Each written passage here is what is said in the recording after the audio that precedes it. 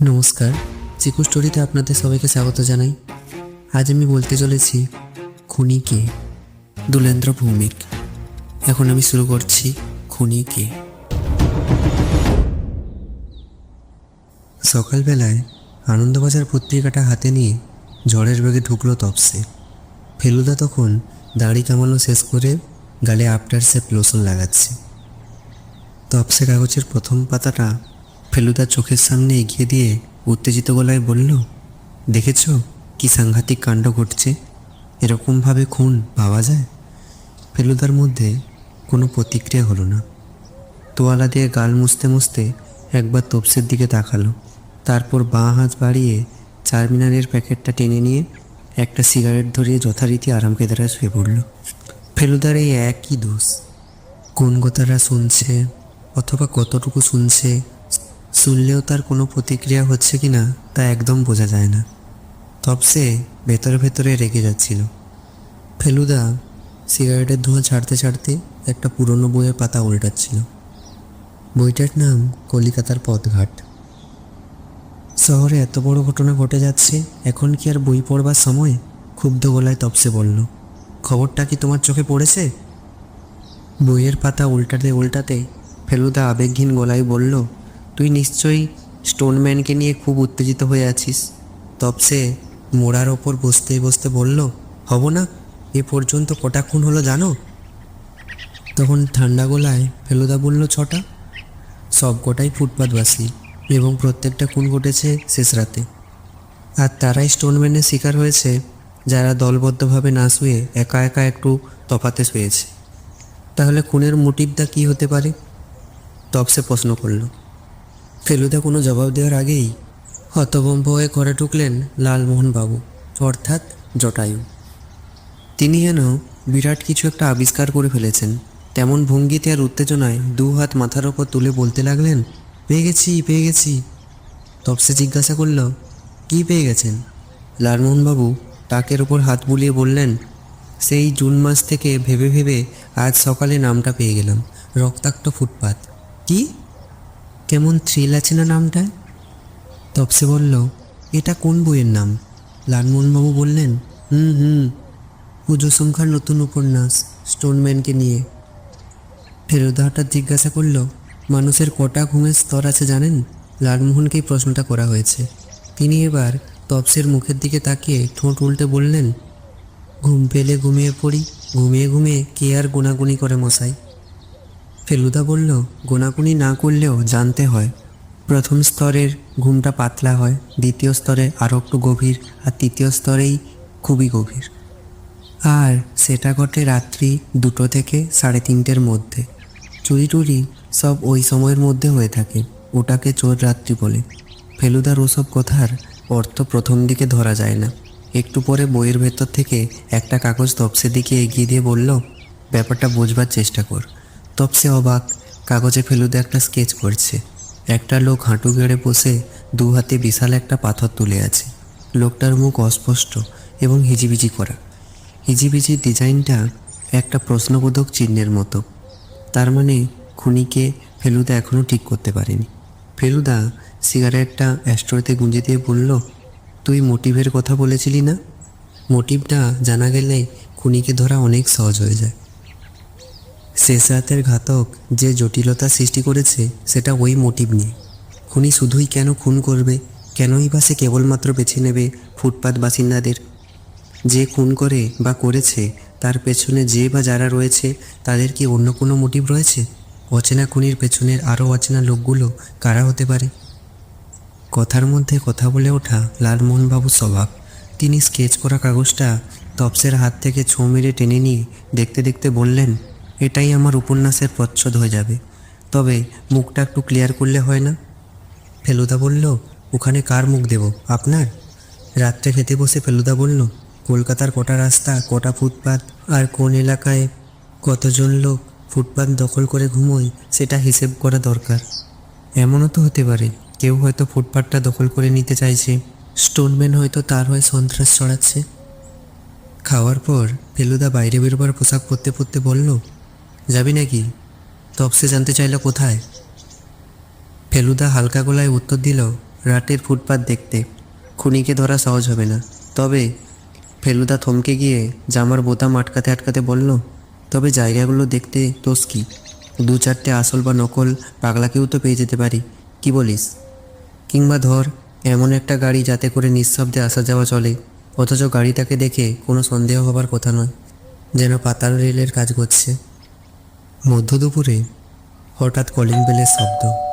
কিরিটি রায় ভ্রুজোড়া মুচকে দরজার দিকে তাকালেন। চাকর দরজা খুলে দিতেই একজন এসে হাজির হলেন কিরিটির সামনে। হাত জোড়ো করে বললেন, কিরিটিবাবু, দোহাই আপনি একটা ব্যবস্থা করুন। কিরিটি চোখ তুলে আগন্তুককে দেখলেন। খুবই সাধারণ চেহারার এক পৌর ভদ্রলোক। জিজ্ঞেস করলেন, কিসের ব্যবস্থা? পৌর ভদ্রলোক বললেন, শহরে স্টোনম্যান ঘুরে বেড়াচ্ছে, কেউ তাকে ধরতে পারছে না, এ ব্যাপারে আপনার সাহায্য চাই। কিরিটি হাসলেন। হাসতে হাসতেই বললেন, নিহারবাবু মারা যাওয়ার পর আমি গোয়েন্দাগিরির কাজ ছেড়ে দিয়েছি। এখন ধর্মগ্রন্থ পড়ে সময় কাটাই। আমাকে এসব ব্যাপারে অনুরোধ করবেন না। পৌর ভদ্রলোক তো নাছোড়বান্দা। শহরে এখন অনেক ভালো ভালো গোয়েন্দা আছে।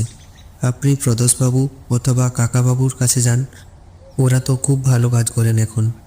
পৌর ভদ্রলোক বললেন, ব্যাপারটা নিয়ে কি আপনি একবারও ভেবেছেন? কিরিটি একটু চুপ করে মাথা দোলাতে দোলাতে বললেন, ভাবতে চাইনি, তবে দীর্ঘদিনের অভ্যাস আমাকে কিছুটা ভাবিয়েছে। যে লোকটা এই কাণ্ড করে বেড়াচ্ছে সে কলকাতার লোক, কলকাতার পথঘাট তার চেনে। ফুটপাতে যারা শোয় সেই সব দরিদ্র মানুষগুলোর ওপর কোনো খুনির কোনো রাগ দেখার কথা নয়। আর প্রত্যেকটা খুন হচ্ছে একইভাবে, অর্থাৎ পাথরের সাহায্যে। ঘাতক এক্ষেত্রে কোনো রিভলভার বা ধারালো অস্ত্র ব্যবহার করছে না। কেন করছে না? কারণ খুব কাছাকাছি থেকে একটা ভারী পাথর মুখে বা মুখের এপাশে সজোরে মারলে মৃত ব্যক্তির আর্তনাদ করে ওঠার অবকাশ কম, যেটা গুলি বা অন্য অস্ত্রে হতে পারে। ঘাতক হত্যার জন্যে এমন একটা অস্ত্র ব্যবহার করছে যেটা খুন করার কমন হাতিয়ার হিসেবে পরিচিত নয়। তার মানে এটা কিন্তু কোনো উন্মাদের কাজ নয়, একেবারে পরিকল্পনা মাফিক মার্ডার। পৌর ভদ্রলোক বললেন, কেন ওদের খুন করা হচ্ছে? কী বা পাবে ওদের কাছ থেকে? কিরিটি রায় বললেন, সেটাই তো প্রশ্ন। হয়তো যেসব পাওয়ার কথা আমরা ভাবছি, এই খুনি বা তার লোকেরা তার চাইতেও বড় কিছু পেতে চায়, যে পাওয়ার সঙ্গে এই খুনের আপাতত কোনো মিল নেই, অথচ খুব গভীর অতীব নিকট সম্পর্ক আছে। যেমন ধরুন, ফাতনা দিয়ে মাছ ধরা যায় না, মাছ কিন্তু গাঁথে বড়শিতে। শিকারির চোখ কিন্তু ফাতনার দিকে থাকে, বড়শির দিকে নয়। কথা শেষ করে কিরিটি মুচকি মুচকি হাসতে লাগলেন। বদগাঁও জায়গাটা ভারী চমৎকার।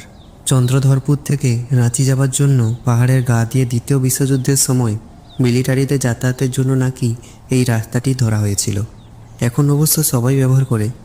কাকাবাবুর এই জায়গাটা খুব পছন্দ, বিশেষ করে বদগাঁও বাংলোটা। নিরিবিলিতে বিশ্রামের জন্য কাকাবাবু মাঝে মধ্যেই এখানে চলে আসেন। কাকাবাবু এক কাপ কফি খেয়ে টেবিলে ডায়েরি লিখতে বসেছে। একটা গাড়ির আওয়াজ শোনা গেল। পাকা রাস্তা থেকে এই বাংলোতে লাল সুরকি দেওয়া যে রাস্তাটা উঠে গেছে সেটা একটু খাড়াই ধরনের। এখানে গাড়ি বিশেষ আসে না। গাড়িটা বাংলোর সামনে এসে দাঁড়ালো এবং তার হেডলাইটের আলোটা কাঁচের দরজাটাকে অতিরিক্ত উজ্জ্বল করে তুলল। কাকাবাবু লেখা থামিয়ে বিরক্ত মুখে বললেন, এখানে আবার কে এলো? সন্তু এগিয়ে এসে দরজাটা খুলে দিতেই দেখতে পেল বারান্দার সামনে একটা জিঙ্গা জিপ দাঁড়িয়ে। গাড়ি থেকে দুজন ভদ্রলোক নেমে এসে জিজ্ঞাসা করলেন, মিস্টার রায়চৌধুরী আছেন? ভেতরে আসার পর কাকাবাবু ওদের দেখে বললেন, আপনারা এখানে কি মনে করে? মনে হলো ভদ্রলোক দুজন কাকাবাবুর চেনা। ওদের মধ্যে যিনি একটু বয়স্ক এবং যিনি সাফারি পরে আছেন তিনি বিনয়ের সঙ্গে বললেন, আপনাকে এখানে এসে বিরক্ত করার জন্য দুঃখিত মিস্টার রায়চৌধুরী, কিন্তু কি করব বলুন, সিএম নিজে আমাদের পাঠালেন এখানে। আমরা আর অনুরোধেই এখানে এসেছি। কাকাবাবু সন্তুর দিকে তাকিয়ে বললেন, একবার হাঁক দিয়ে দেখ তো সাংকিককে পাওয়া যায় কি না, পেলে কফি করতে বল। তারপর ভদ্রলোক দুজনের দিকে তাকিয়ে বললেন, বলুন সিএমের অনুরোধটা কি? সাফারি পরা ভদ্রলোক বললেন, স্টোনম্যানকে নিয়ে আমরা খুবই দুশ্চিন্তায় আছি। কলকাতা শহরের বুকে 6টা খুন হয়ে গেল, অথচ এখনও আমরা কিছুই করতে পারিনি। এ ব্যাপারে সিএম আপনার সাহায্য চান। কাকাবাবু ডায়েরিটা একপাশে সরিয়ে বললেন, আপনারা মানে আমাদের সিএম তো মুম্বাই পুলিশের সাহায্য চেয়েছেন শুনেছি। তা চেয়েছেন, কিন্তু এখনো পর্যন্ত কাজ তো কিছুই এগোয়নি। কফি এসে গেল। ভদ্রলোক দুজন অনর্গল কথা বলে যেতে লাগলেন। বললেন, আমরা কর্নেল সাহেবের কাছেও গিয়েছিলাম। উনি অবশ্য মনে করেন এটা একজনের কাজ নয়, এর পিছনে একটা দল আছে। আমরা ব্যোমকেশ বক্সির সঙ্গেও যোগাযোগ করেছি। উনি পণ্ডিচেরিতে আছেন। ওনার ধারণা এর সঙ্গে এমন একটা গোষ্ঠীর যোগ রয়েছে যারা মূলত কলকাতার আদিবাসিন্দা নয়, কিন্তু খুনগুলো করানো হচ্ছে কলকাতার লোক দিয়ে। লোক দুজন চলে যাওয়ার পর কাকাবাবু বললেন, সন্তু, তৈরি হয়ে নে, আজ কলকাতা যাব। সন্তু অবাক হয়ে বলল, আজই? কাকাবাবু জবাব দিলেন, আজই এবং এখনই। সন্তু বলল, কিন্তু এখন যাব কেমন করে? গাড়ি কোথায়? তার চেয়ে ওদের জিপেই তো যাওয়া যেত। কাকাবাবু বললেন, সামনে একটা পুলিশ চৌকি আছে, ওখান থেকে আমি সিংহানিয়াকে ফোন করলে মুড়ি থেকে গাড়ি পাঠিয়ে দেবে। হয়তো ভোর রাত্রে কলকাতা পৌঁছে যাব। সন্তু জিজ্ঞেস করল, তুমি কি স্টোনম্যানকে নিয়ে ভাবছো?